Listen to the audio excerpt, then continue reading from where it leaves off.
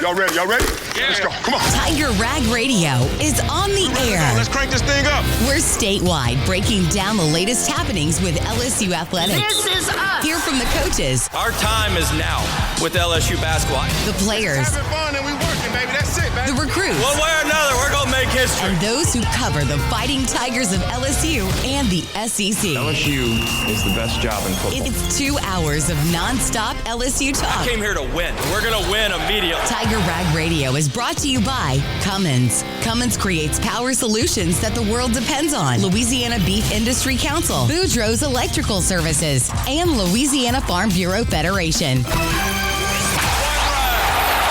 Get ready to talk Tigers with producer Case Kieschnick and our hosts, Todd Horn, Jeff Palermo, and Glenn Gilbo.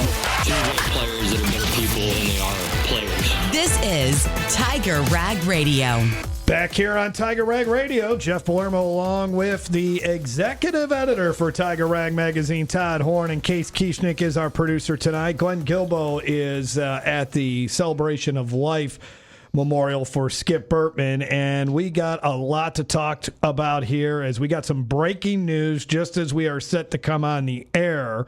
But we got a good show for you lined up. Chris Lowe from On3.com. He will join us a little bit later on in the show. We'll also hear from Brett Martel from the Associated Press. He was among several reporters in a Baton Rouge courtroom yesterday covering the R.J. Lewis hearing as he was granted another year of eligibility, or was he? We're about ready to get into that discussion here in a second. And then a little bit later on, we'll talk with Reed Darcy, who covers women's basketball for The Advocate. And there is a very interesting story involving Kim Mulkey and her team, with Kate Koval deciding to leave the program after LSU brought a Russian in to join the program. And, of course, Kate is from the Ukraine, and her dad is a member of the Ukraine Army. So a lot going on there. And we do have football, thankfully, football season is set to begin here in a couple weeks, and kind of looking forward to next week's show where we can actually start breaking down the LSU Clemson game. But man, a lot more to get to here over the what's happening outside or on the sidelines or away from the game itself. As many of you know, and by the way, we are cognizant of the fact that tonight is Skip Burtman, the memorial for or the celebration of life for Skip Burtman. If you missed our show last week, we dedicated basically the entire show to it. Great interviews there with Doug Thompson, Todd Walker, Ryan Terrio.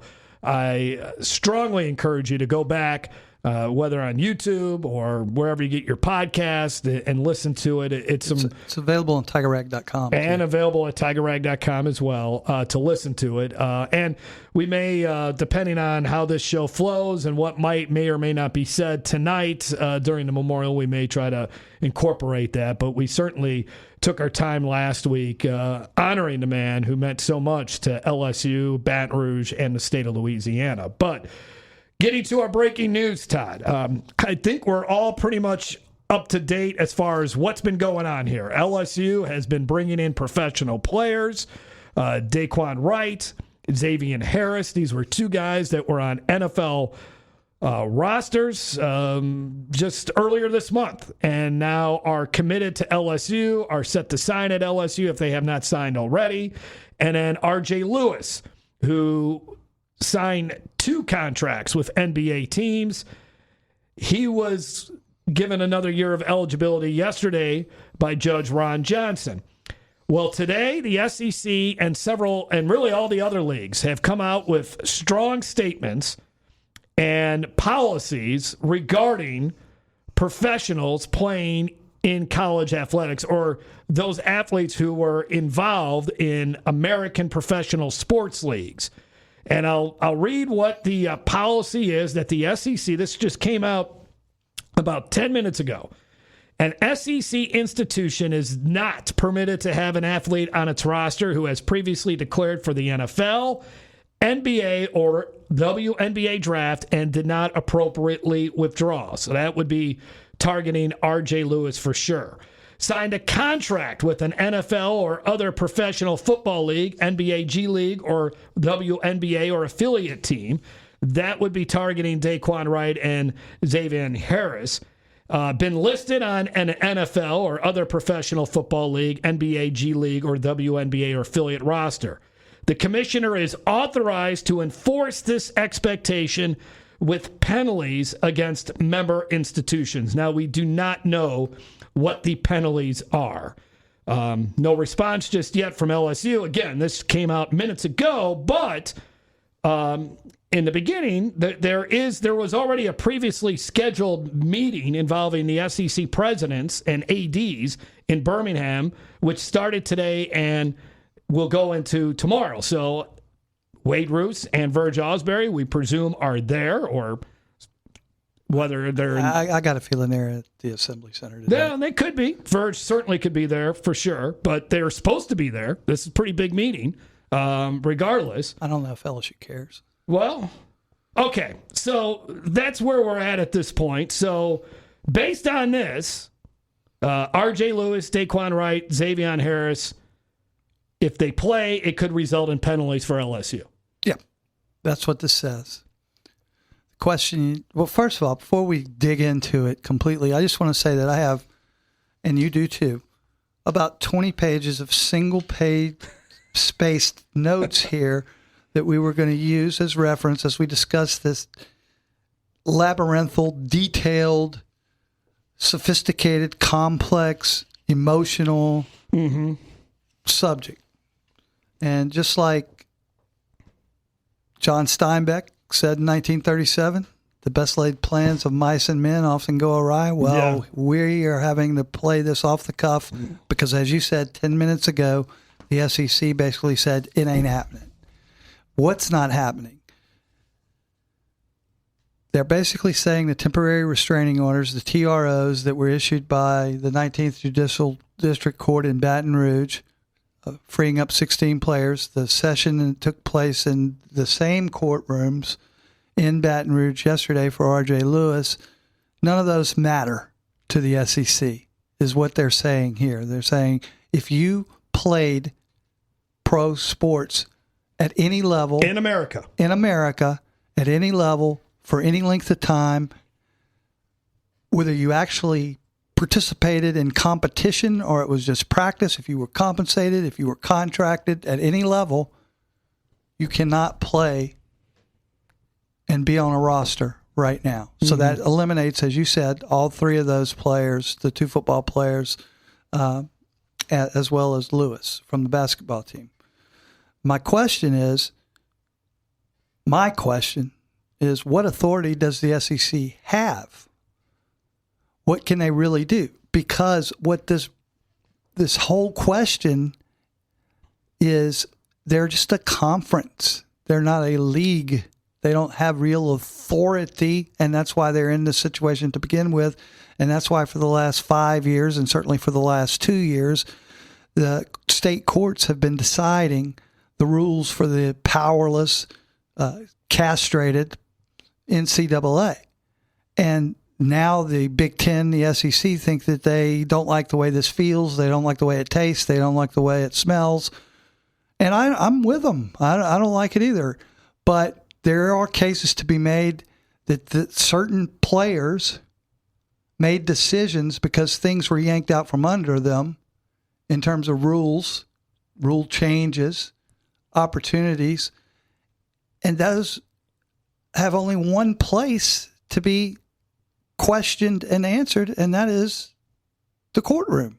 All right, Case has got something for us. Well, Todd, you said it yourself right there. Authority is the name here, and Ross Dellinger with Yahoo Sports is reporting that the SEC presidents granted Commissioner Greg Sankey full and unlimited authority, which includes suspending a school from competition if they violate these rules. Now, again, that's coming down to the SEC self-governing, which is what's been considered here for apparently years now, as Greg Sankey said at SEC Media Days. And whether or not that happens, we'll have to see. But that's how it lays right now. And on Monday night, Ross Dellinger reported the night before the SEC had this president's meeting that the league's leaders unanimously unanimously. Now, I don't know if LSU abstained from it, but unanimously supported opposition to professional players returning to college, even releasing a statement decrying such.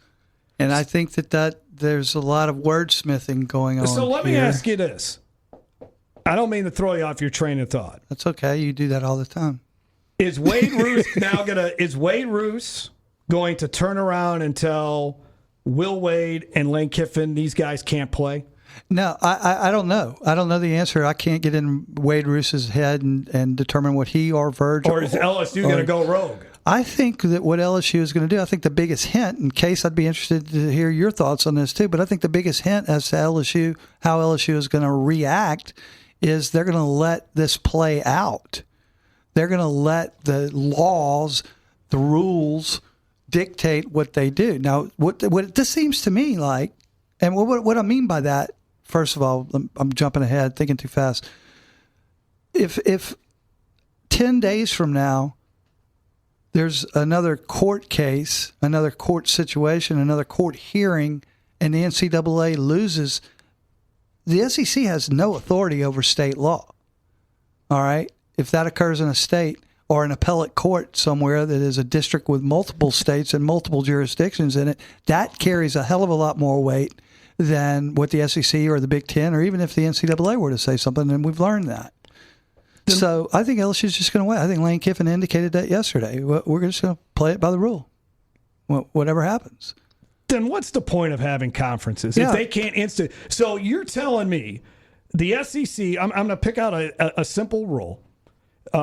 If you rush the field after a game, schools get fined $250,000, $500,000, whatever the number is. You're telling me the schools don't have to pay that by law? If you, I'm trying to think of a good analogy here, but a personalized one. If you were invoiced, if I invoiced you, sent you a bill for services rendered, whether it was a penalty or services rendered, whatever, for $100, okay?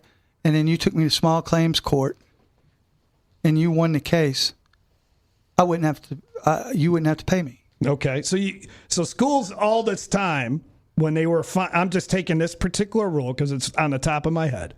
All these time when LSU rushed the field against Ole Miss and beat them in 2024, they could have sued the SEC and said, we're not paying. They could have. You got a quarterback who's starting for Ole Miss this year who was told by the NCAA and that under no circumstances was he allowed to play. His eligibility was up and finished. He went into a courtroom about the size of this room, a little bit larger, in Mississippi, and a favorable judge gave him a ruling, and he's the starting quarterback for a top 10 college football team right now. The situation is different. I would say that it's not different at that level. I say it's different in the fact that we're talking about entering pro. You have when you make the decision to decide that I am going to play for a professional team, that's it. You're done. Your college. That is the core. That's one of the core principles of being a college athlete. Is someone that has not played in a professional league. Jeff, I agree with you. Okay, and this is what's weird. Okay, this is what's hard to understand. I agree with you. The difference is for those players, whether they're basketball, and now the Lewis situation is a little different, and we can talk about that in greater detail or different detail later. But let's just focus on the 3 football players for LSU, or the 2, because the 2 one that played for the Saints, and one that played for the Browns, and whoever else he played for. All right, in preseason. They were told prior to June 23rd of this past year that their eligibility was up. The doors were, as I said in my column, the doors were locked behind them. They did not have an option to return for a 5th year of eligibility. Then on June 23rd, the NCAA changed that rule. Not for them. Not for them, for that date moving forward. Right. Right.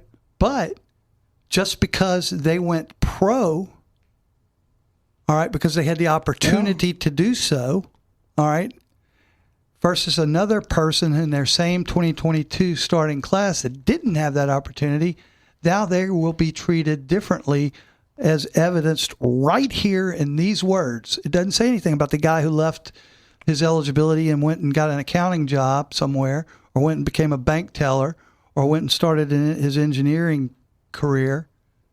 Now they want to come back. They can come back. They have a clearer path to come back under the TRO, and their school will not be fined. That is a problem. Okay, that discrepancy may seem small right now, but that is a problem, mainly because you're depriving those individuals not of an amateur opportunity to play football in Tiger Stadium or the Grove at Oxford or wherever. You're depriving them of literally, potentially hundreds of thousands, if not millions. Sam Levitt is supposedly making $6 million this year to be the quarterback for LSU. That is generational money. Yes. And you cannot, that is the definition of antitrust. It's a violation. It's a problem. All right. And we may not like it. We may not like the way it feels. We may agree that if you go pro under whatever, life's tough, like you say, I agree with all that. But the bottom line is they have a question. They want it answered. They go to a judge like they're supposed to. And regardless of how we feel about the favoritism of local judges, the judges grant them the authority to continue their career. And the NCAA is paralyzed. And there's no difference between that and what happened with Trinidad Chambliss. yeah, there is, because they turned pro. No, there's not. They're pro. They're professionals. They were professionals in Trinidad Chambliss. And when they signed their scholarship in class of 2022, they knew they had 4 years. That's their 4 years were up. Goodbye. See you later. That's a detail. That's not the principle. So let's just ignore details? No, I'm not saying that. Yes, I told you I agree. No, I told you I agree with you. I agree with you. But they don't agree. I don't think it's the same as Trinidad Chambliss, and I don't think Chambliss should be eligible either. I'm talking about the topic of the conversation is on professionals. You know how it's different. One's an apple, another's an orange. They're both fruits. Okay, it's the same situation here. We're talking about college athletes that are compensated, and we're talking about a league. This doesn't happen in the NFL. It doesn't happen in Major League Baseball. It doesn't happen where there's authority, okay? The SEC is acting like it has authority here, and it is touting authority from the presidents. And the reality of it is it's only an authority to the level that you accept it. If you have a question about it and the state of Louisiana contradicts it in the judicial system, guess who wins? The state of Louisiana, because there is no league that has control. And what are they all scared of all the time? They're all scared of antitrust. All right, and that's huge, because that's what they're violating potentially here. Now, I could be wrong. All right, we got to take our first break. I didn't mean to end it where you said you were wrong, but no. Well, I could be wrong in the sense that the judges or the court could side for the NCAA or for the SEC or whatever, but there's still that opportunity. All right, let's take our first break. We'll be back. More of Tiger Rag Radio when we come back. I'm Richard Fontenot, president of the Louisiana Farm Bureau Federation. My brother and I grow rice, soybeans, and raise crawfish on our farm in Evangeline Parish. For a fourth-generation farmer like myself, Louisiana Farm Bureau is as much a part of my life as checking traps or harvesting rice. Our organization is more than 145,000 members strong, and we've been around for more than 100 years. The Louisiana Farm Bureau spans generations, and we want you to join our family. Visit lafarmbureau.org. The Louisiana Farm Bureau Federation, the voice of Louisiana agriculture. And we're back with Tiger Rag Radio. Jeff Palermo along with the executive editor for Tiger Rag Magazine, Todd Horn, as we're reacting to the big announcement made by SEC Commissioner Greg Sankey. And in case you're just joining us, it says that if you are an athlete that previously declared for the NFL, NBA, or WNBA draft and did not appropriate withdraw, you're not eligible to play. If you sign a contract with an NFL team or an NBA G League team or a WNBA team, you're not allowed to play, or been listed on an NFL roster or NBA G League roster. So that would mean, for LSU's perspective, that Daquan Wright and Xavier Harris, two players believed to be soon to be added to LSU's roster officially, would not be allowed to play under this new policy, and the same for R.J. Lewis, who just won a recent court injunction giving him another year of eligibility. Todd, me and you could probably go around and around in circles. I think the biggest question that could be asked here, and we only got 2 minutes before we hit the next break, and I asked it to you before, but now that we know the vote was, at least according to multiple reporters that are in the know, including Pete Thamel at ESPN, the vote was 16-0. The president's backing this new policy. So I'm going to ask the question again. What does Wade Roos do? How could you vote for this policy and then tell Lane Kiffin and Will Wade, go ahead, keep playing Wright and Harris?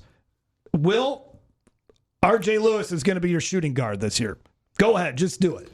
I think that the answer to that question is what I said earlier, is that it will depend on what the climate is on that particular day with who has the authority. Right now, Wade Roos has. It's a bit, but you keep interrupting me. But we got a minute here, and we don't have what I want to say. How bad of a look is that if you vote for this policy and then you let your two head coaches allow these players to play? How bad does that look?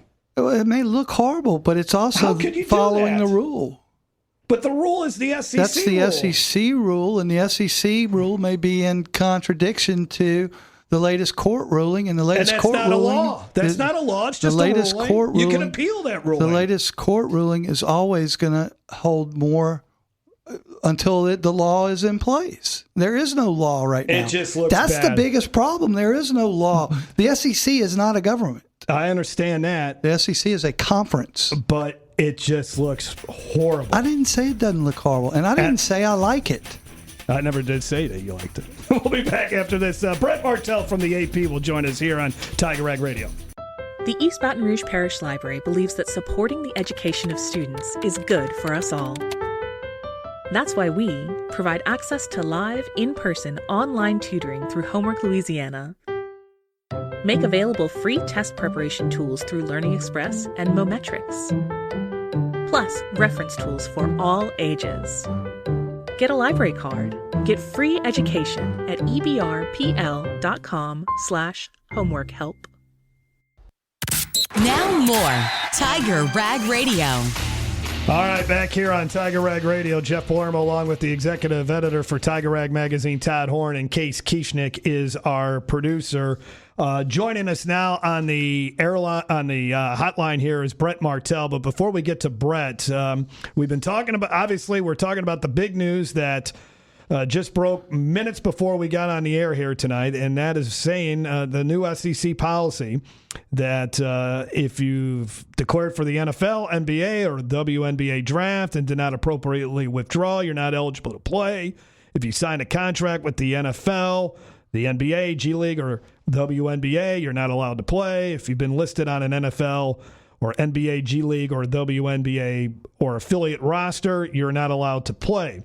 R.J. Lewis has been involved with two NBA franchises, and the Utah Jazz and the Boston Celtics, and he was granted an injunction yesterday that allows him to play in 26-27 season. But, Case, there is still got to be a full hearing on his case, right?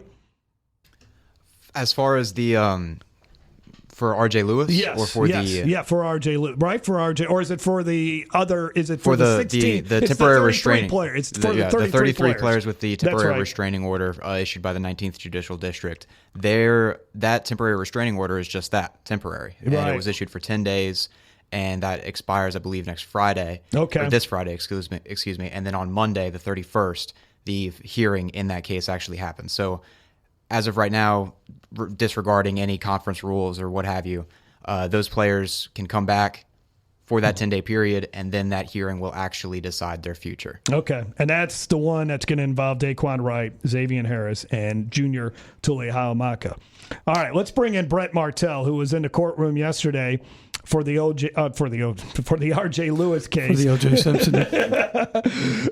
Brett, thanks a lot for joining us here on Tiger Rag Radio. First of all, just kind of quickly give us Give us the mood inside the courtroom yesterday as it was being debated on whether R.J. Lewis, despite having signed professional NBA contracts with the Utah Jazz and Boston Celtics, fighting for another year of eligibility, it was his decision to go to the NBA or try to make an NBA team. He left college voluntarily, unlike the class of 2022.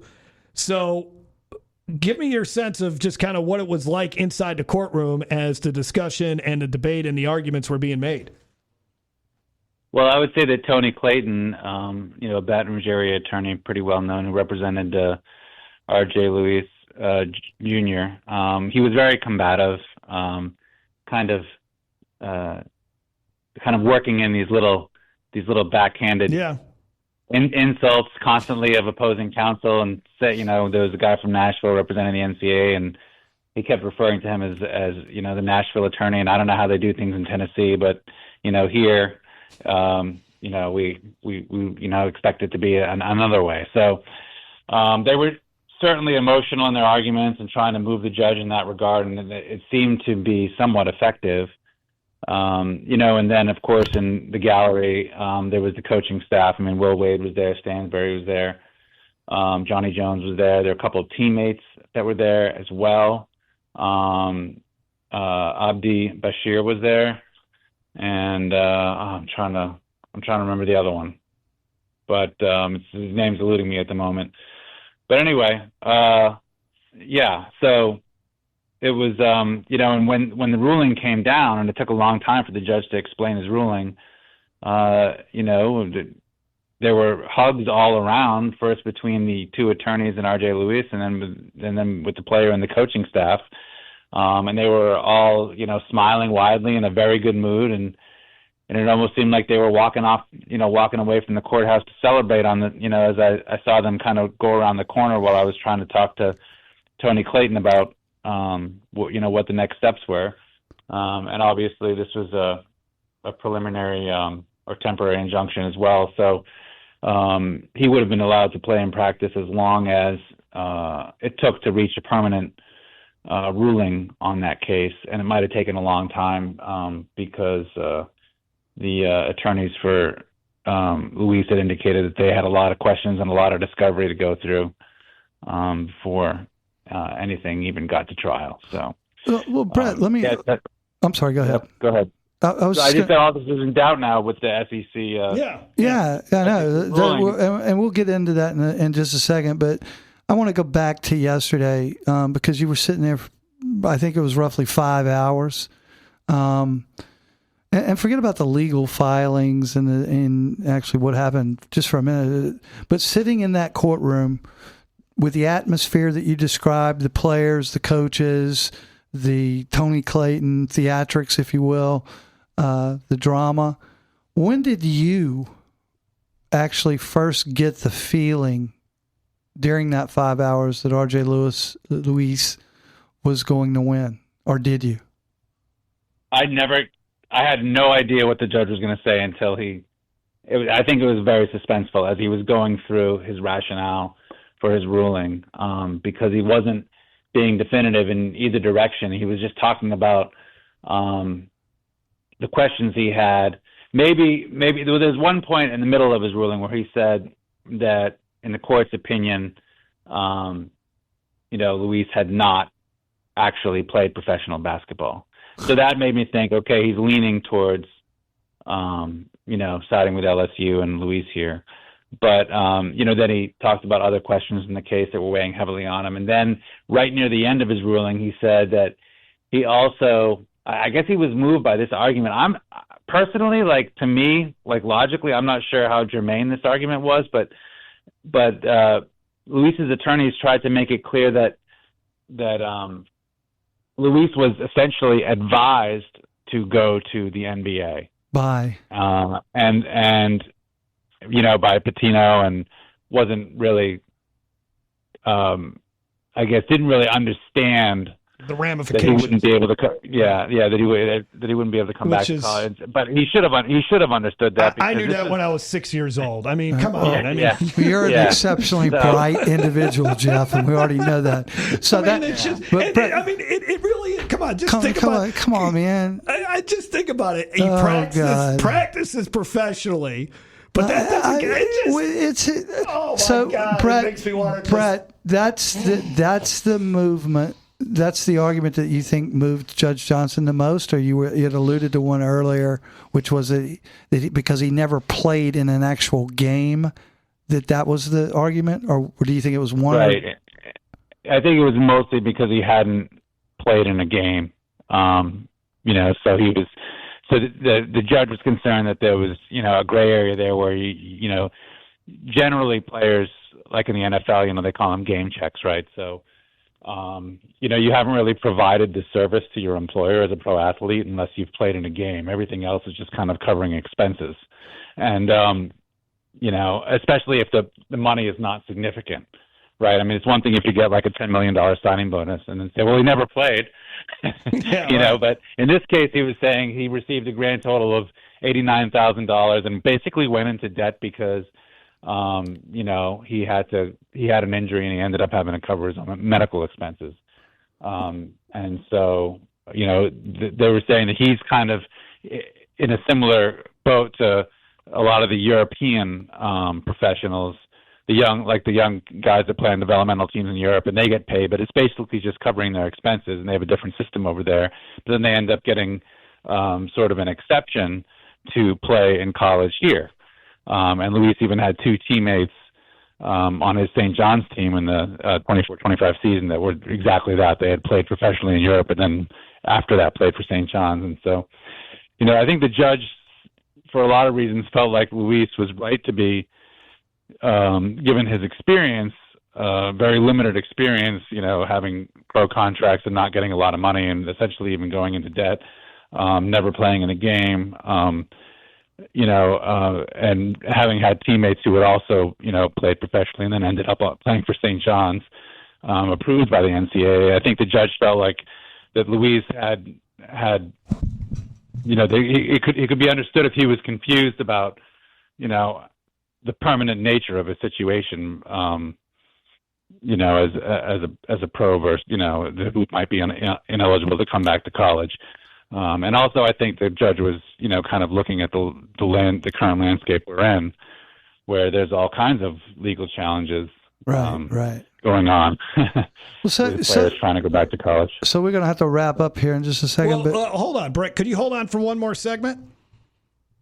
Sure, I can do that. All right, we got to just take a 2-minute break, come back, and we'll finish it up here with Brett Martel from the AP, who was inside the courtroom yesterday when R.J. Louise was granted another year of eligibility. We'll be back after this here on Tiger Rag Radio. Tiger Rag Radio is back on the air. All right, let's quickly get back to our guest here, Brett Martel from the Associated Press, who's been covering Louisiana sports for a long time now, over a couple decades. He was in the courtroom yesterday when R.J. Louise was granted another year of eligibility. Todd, you had a question that you wanted to ask Brett. Yeah. Brett, the Louise case, is it legally the same issue that we're talking about with Daquan Wright and Xavier Harris, who went pro in football and are now supposedly returning to LSU or coming to LSU through the transfer portal? Or are people making a mistake by lumping all these cases together? I think they're similar, but not the same. There are certain practical similarities, and that he was a pro who's coming back, but he left college early. Like, he had another year of eligibility. So his eligibility was not exhausted. Those other twos were. Yeah. So there's an argument missing from him, which is that, well, they changed the system,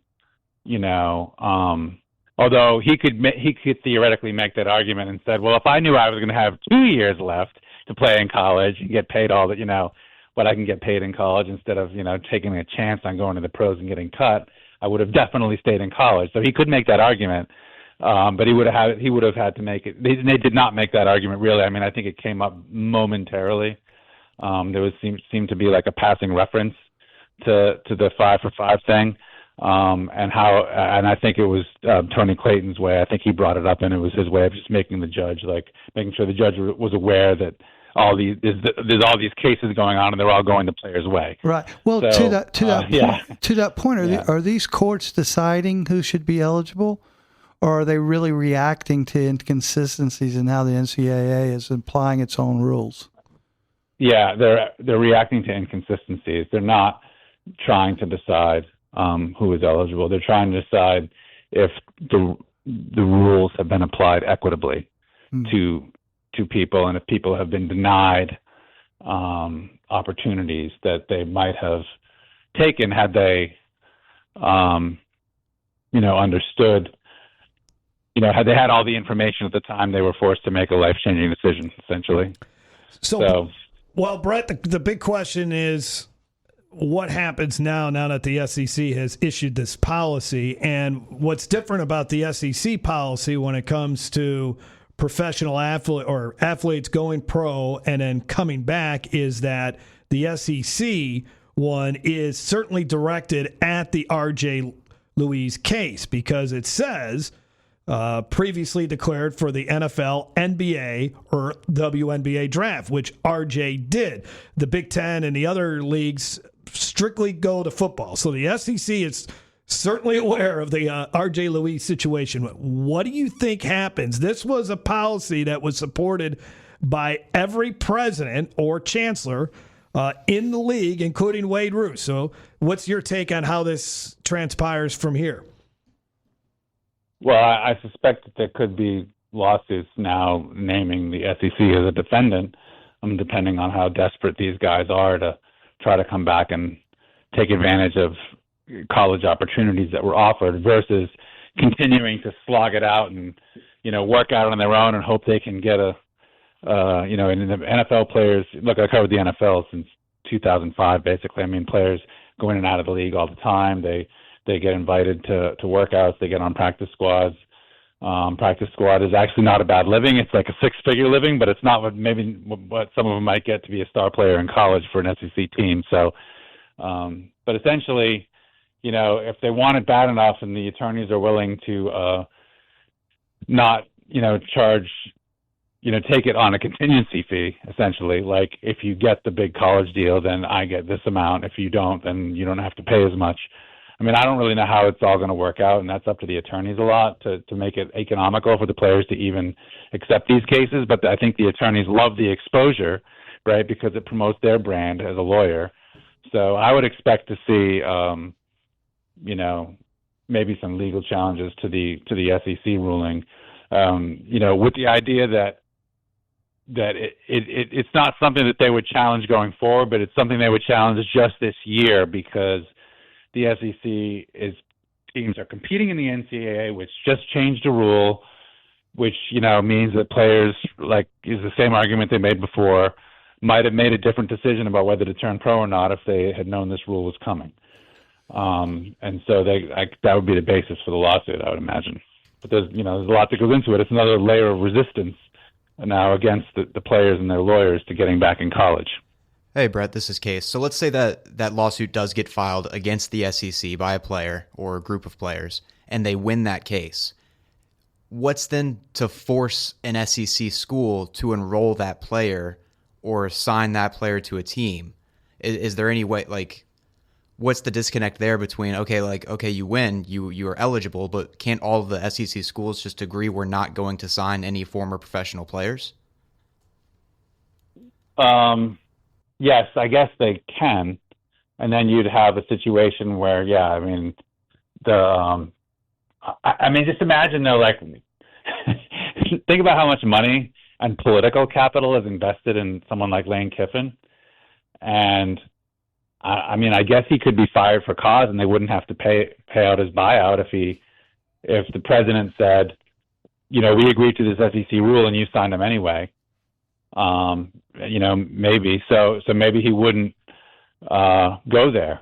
And so maybe the practical effect is, if all the presidents of the SEC members agreed to it, then the coaches aren't going to defy the presidents. They're not going to defy their individual institutions who pay them. And so that's that. They could file for collusion. Oh, wait a minute, they're not collectively bargained. But they still could. They still could file, and LSU and the SEC would be a part of the punitive damages if an antitrust suit was to be won. Yeah, and that would be criminal too. So, Brett, go ahead. Sorry. Yeah. No, I just think that would be hard to do with so many different conferences and so many different options. I mean, not every conference has made that rule yet, so. Yeah, they could go down to the FCS level. They could go to Division II. They could go to Division III. I mean, they could, if they really wanted to play that bad, if that's what it was all about. I doubt they could make that much money. Oh, it's all about the money, Todd.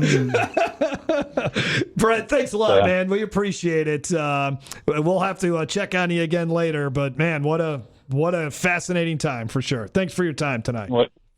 You got it. Take care. Great show, guys. All right, that's Brett Martel from the Associated Press. Let's take our final break of the hour. Chris Lowe from ESPN joining us to begin hour number 2. Can't wait to talk, Chris Lowe from On3.com. My fault. We'll talk with Chris a little bit later on in the show, so stay tuned. More coming up here on Tiger Rag Radio. Now, back to Tiger Rag Radio. Well, back here on Tiger Rag Radio, good stuff from Brett Martel and Chris Lowe from On3.com will join us in hour number 2. We'll also talk with Reed Darcy, who covers LSU women's basketball for The Advocate, to get the latest on this Kate Koval story. But before we bring in Chris, LSU football camp is wrapping up here, Todd, and I think one of the biggest developments is that there have been no major injuries. Ooh, man, where's the wood? Knock on the wood. Well, there's eventually going to be injuries during the season. Knock on the wood. There's been no abdominal injuries as far as we know. Well, that's because you have a coach that knows how to run the practices. They may not be able to tackle when the game starts, but they won't be hurt. But they've gone through this whole thing, and it seems like what do you make out of the conversation that Lane has had about, or some of the talking points about Sam Levitt? Man, he's been really pumping him up. He's been high on Sam Levitt. He's been really high on Sam Levitt. And, watching Sam Levitt throw against air, he's looked really good. Yeah. But the reports that have come out, especially from some of the former players, secondhand, if not direct, who were at the scrimmage, said he has really looked good. Yeah. But not just passing deep, but his timing looks good. And they also say that he is running the ball well. And, that's the biggest advantage that I think he's going to have overall, is the ability to add that dimension of being able to break out and run. He certainly did that at Arizona State 2 years ago before the injury early last season. So, and I think, everybody knows that a running quarterback is important to a Lane Kiffin and Charlie Weiss coached offense. All right, so this is going to wrap up hour number 1. If you missed this hour and you want to listen back at it, you can check it out on YouTube later on tonight, or anywhere where you get your podcast, or it'll also be posted to TigerRag.com as well. So an eventful hour number 2 coming up with Chris Lowe from On3.com and also Reed Darcy from The Advocate, so stay tuned. We got a lot more Tiger Rag Radio coming for you. We'll keep it mostly with Chris about football, but we certainly got to address real football. X's and O's. Well, maybe not necessarily X's and O's, but the big talking, outside of what's been happening in the courtroom. Well, we'll certainly ask one question on it, and we'll move on. More of Tiger Rag Radio after this.